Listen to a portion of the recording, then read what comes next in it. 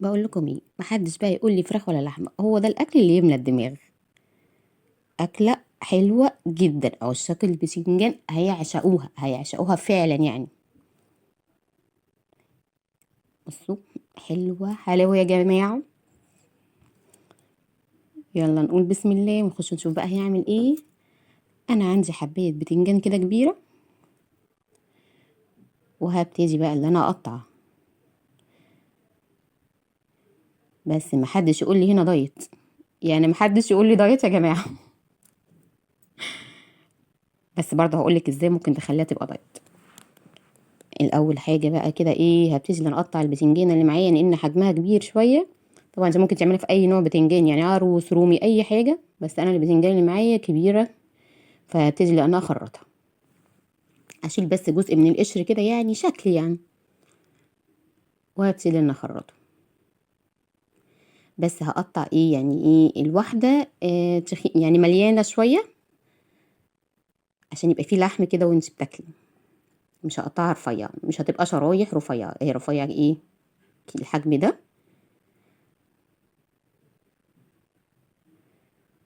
بس.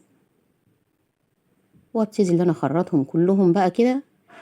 هنا بقى ايه يا جماعه، انا هحط في مصفى،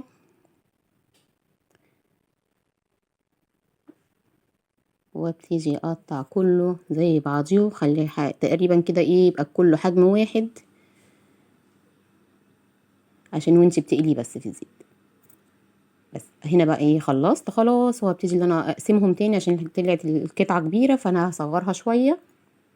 ممكن تكبريها او تصغريها زي ما انت عايزه، بس اهم حاجه تكون مليانه عشان يبقى فيها لحم وانتي بتاكلي. محدش يقول لي بقى مسقعه، دي احلى وصفه بتنجان حرفيا يعني. عندي بقى هرشها بملح، واسيبهم ايه 5 دقايق بس كده، عشان ما تشربش زيت مني. وكمان لو البتنجان فيه مرارة تنزل. 5 دقايق وابتدي ان انا اغسلهم اهو. بصوا بدأت تنطر ايه العرقها اهوت، المية اللي فيها يعني. هبتدي ان انا اغسلها واصفيها كويس من المية. وعندي بقى البوتاجاز زيت بيغلي. طبعا انت ممكن بقى في الحركة دي، عشان طبعا ايه، محدش يقول لي الدايت، فهنا في زيت كتير، فانت ممكن ترصيهم في صينية او في صاج، ادهنيهم بفرشة زيت كده خفيفة، وحطيهم في الفرن بدل الآلية دي. بس هحمرهم بقى ايه، دهبي فاتح كده، مش هغمق. هو الدرجة دي حلوة قوي كده، وابتدي ان انا اصفي من الزيت كويس.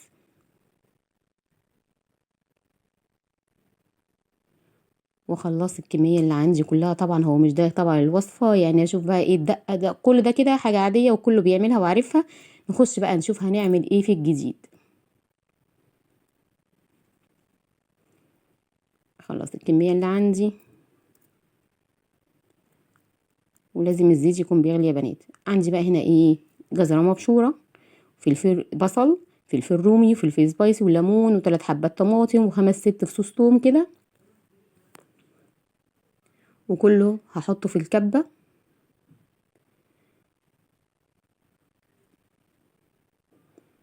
بجد التتبيلة دي حلوة قوي. عندي عصير ليمونتين،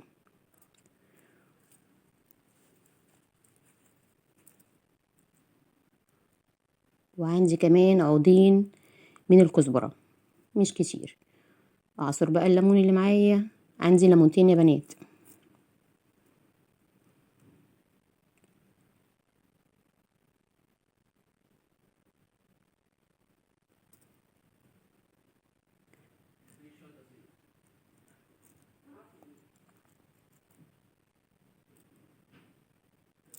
عندي كمان معلقتين من الخل كبار.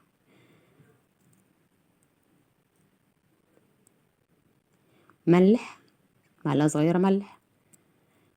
نص معلقة كزبرة. نص معلقة صغيرة كمون وبس. دي البهارات اللي معايا.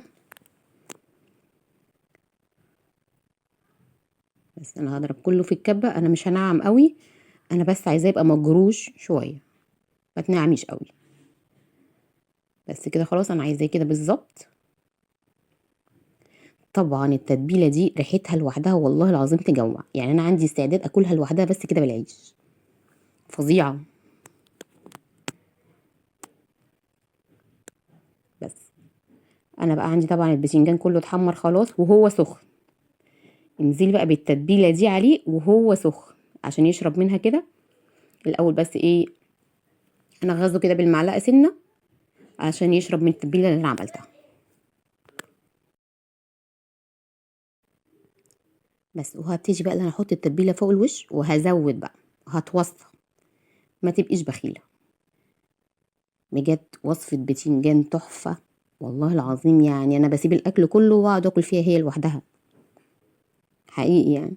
يعني انا دلوقتي لسه مثلا يعني ضربت باي اكلت جامد.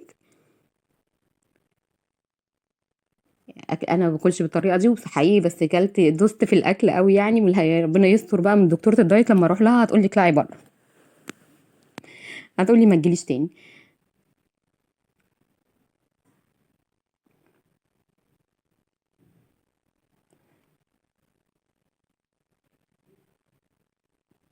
بس انا اتوصيت بقى كده ايه.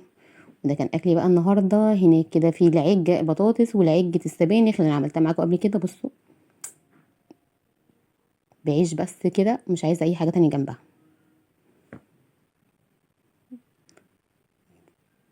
بصوا انا عماله اكل اساسا، انا مش قادره اوقف اكل اساسا. طبعا اصلا بسجل معاكم الصوت بعد كمان ما خلصت اكل يعني. بس ده كان فيديو النهارده بتاعي، يا رب يكون كان خفيف عليكم. اشوفكم في وصفه جديده، اروح اكمل اكلي بقى. سلام.